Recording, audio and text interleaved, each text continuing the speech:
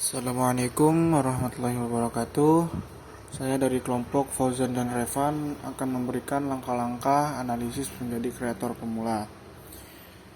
Oke, untuk di slide pertama ini kita memiliki beberapa daftar isi, yaitu yang pertama kenali dan cari tujuan konten, kedua pilih platform media sosial, ketiga social branding, keempat mencari topik yang sedang ramai, kelima membuat konten inovatif, keenam menggoreng pasar.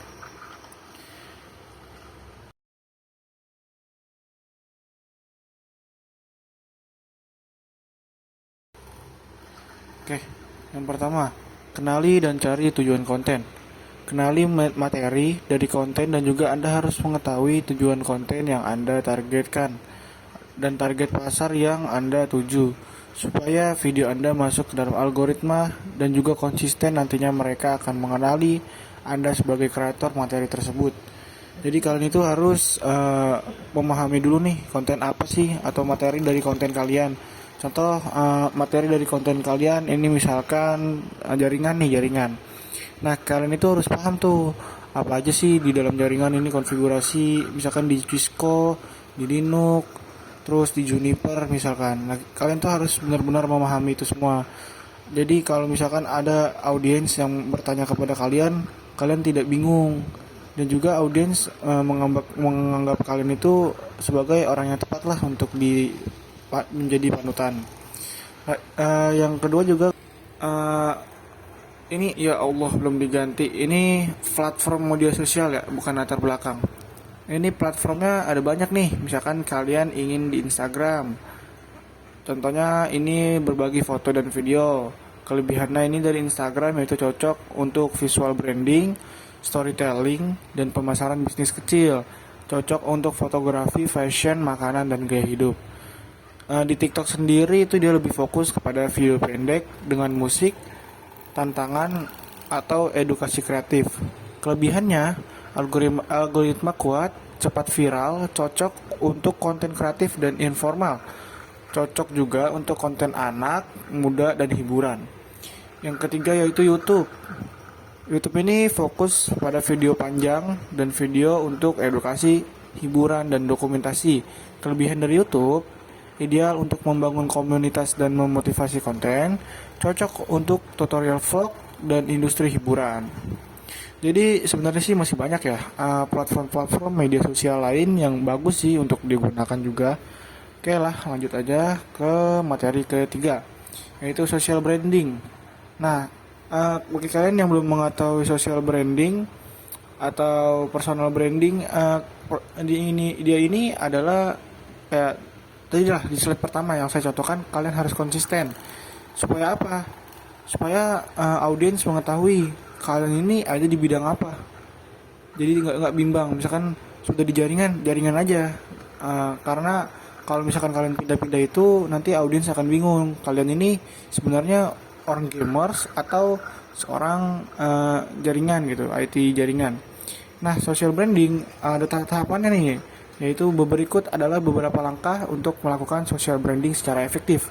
Satu, tentukan identitas merek Anda. Misalkan channel YouTube Anda apa nih? Nah, itu jangan diganti-ganti channel YouTube-nya supaya mereka lebih mudah mengenali Anda. Yang kedua, kenali audiens Anda.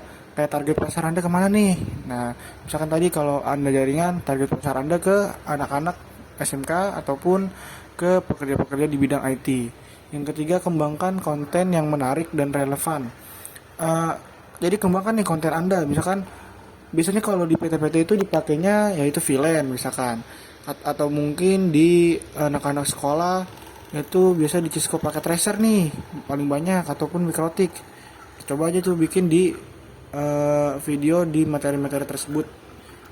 Nah, kalian juga harus mengetahui materi-materi yang lebih banyak digunakan di dalam pelajaran dan juga bidang-bidang IT di industri. Yang keempat, aduh ini salah lagi, bukan tujuan penelitian ini, nggak keedit ini. Ini apa ya? Mengenali audiens. Nah, ini maaf ya, ini sebenarnya mengenali audiens.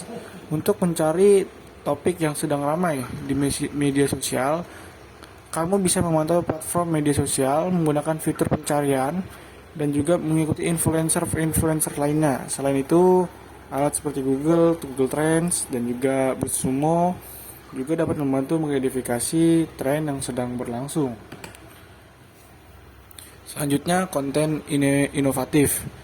Nah, kalau kalian ingin membuat konten inovatif, kalian juga harus mengenali audiens dan target Anda.